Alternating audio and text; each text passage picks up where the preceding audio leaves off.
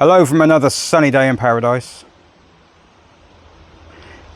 This is the BMW Z4 that my wife owns, that was involved in a crash a little while ago. I say a crash, someone reversed into it in a car park. It's probably not really a crash. I did a video on this one saying how I was going to keep everyone up to date with what was going on, and showed everyone the damage which is on the door there. Can you see the door? So Vauxhall Astra reversed into it. The other video is quite short. I'll put a link to it, put it in the description.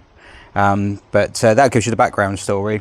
This is an update, so it's now a week on since the incident, over a week now, and progress has been made.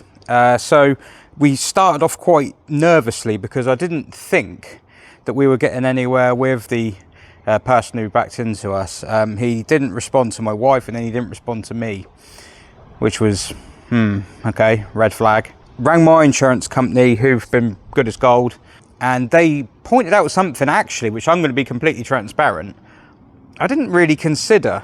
That is that in some circumstances you can claim directly off the I'm going to call him the third party, because to us he's the third party, to him we're the third party, but yeah, you can claim it directly off the third party from sometimes, but not all insurance companies have that facility. Turns out he's with Aviva, and they did have that facility. So my insurers said to me on the phone, look, you can go through us if you want, and obviously it will get done quicker and smoother, but it could put your premium up. If they can't recover the funds from Aviva, which to be fair they should be able to, because it was pretty unequivocal whose fault it was, but if they couldn't recover the funds, that would go down as a claim on my policy. It would still go down as a claim if they could recover the funds. It's just it wouldn't be quite as serious, but it still counts as a claim.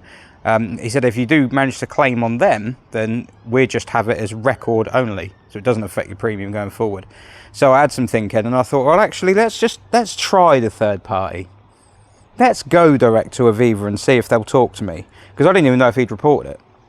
So I rang Aviva on the Monday and spoke to a very nice young lady who said, no, he has reported it. He's rung up and he's reported it, but they didn't have any details, because of course he didn't have any details of us.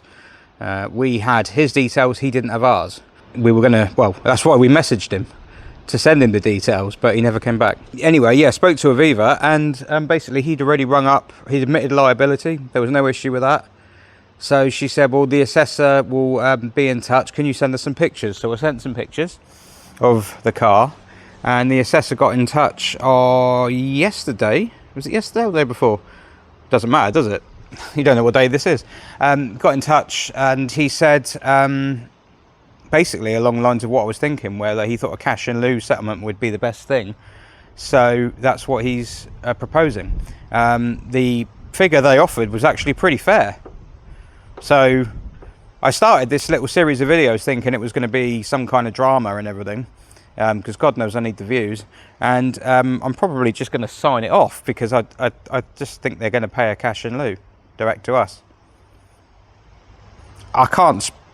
The service I've received so far, my own insurers, Arch, have been absolutely, they're good as gold anyway. They've been very helpful. They're always very friendly, and Aviva, the third party side of things, customer service is brilliant, really friendly, really proactive. I'm kind of thinking, like, why? Of course they want my business, don't they? This is an advert for them. Get to see how they act when a claim goes through. So yeah, Aviva are making things happen as well. So the only thing we've had so far is no, today's Saturday. I spoke to the assessor Thursday. He said it would get put through to the claims team, because we've accepted the offer. I know they say not to accept the first offer, but it just seemed easier, because it was a fair offer. And yeah, basically we wait to hear, but we haven't heard yet. So it's going to be over 2 days now, over 48 hours later. I've heard nothing. So until we get the money in our bank and a letter saying thanks very much, that's all done, I won't sign it off officially. But as things stand, we might have the money to repair this, and then I've actually found a door in the right colour already.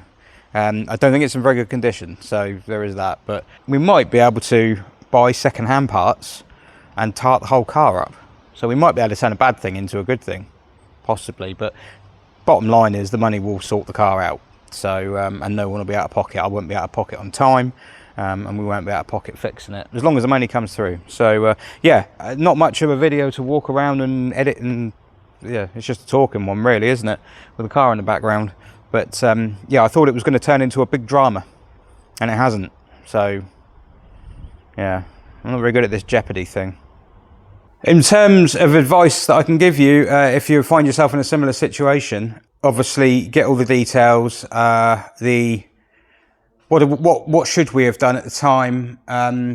Witness statements would have been useful if there was any issue with liability, but there wasn't. We haven't drawn a diagram of the incident yet. Didn't need to in the end. I think if it was on the road, you probably would, but it was pretty obvious what had happened. My wife did get lots of pictures of the incident, so that was all good. Basically, if the insurance company that you're dealing with are sound and have good sort of service, then you might be able to deal with them directly, as we are able to. They actually have a specific team at Aviva to deal with third party, so deal with people who aren't their customers effectively. So that's who I've been dealing with, and yeah, that's gone through. So that's what I would advise people, is try and go directly to the third party first. If you can't get all the details and everything off the person who's hit you, but you know who they're insured with, you can still go to them. I didn't have his policy number or anything, but the reg number was enough. They could put the reg number in, it brought it up, and they go, oh yeah, he has reported something. So, and in terms of what to do when they do get in contact, when you do get in contact with them, well, it really depends on the car. We could have had a cash in lieu, or they wouldn't have repaired it. They said it would be a cash in lieu or a total loss. And the cash in lieu is effectively the cost it would be, well, the cost the estimate was, which is basically going to be more than the total loss figure. So we are quids in to take a cash in lieu and not do a total loss. Because you do a total loss, they're going to then try and take the car away because they've got a contract with salvagers. So you have to pay a fee to keep it, as in buy it back from salvage. There's normally an admin fee or something like that. There's probably VAT involved if it's a salvage thing, whereas if it's just insurance, there isn't. So yeah, really what I would suggest, I think if you've got a low value car like this, cash in lieu is really the best way to go. They were really on the ball, but if they're not, then you can always go around different body shops, get some quotes, or there's a bit of a piss take on the body shop's time, but maybe just, slip them a tenner and just say, look, I just need you to tell me how much it'll be. Don't go into massive detail because I'm probably not going to get it done. Or something like that. But yeah, you can go and get some quotes and things and then go back to them and say, right, this is what I'm being quoted. Basically dig your heels in, because the third party has a duty to put you back in the position you were in before their policyholder hit your car. So dig your heels in.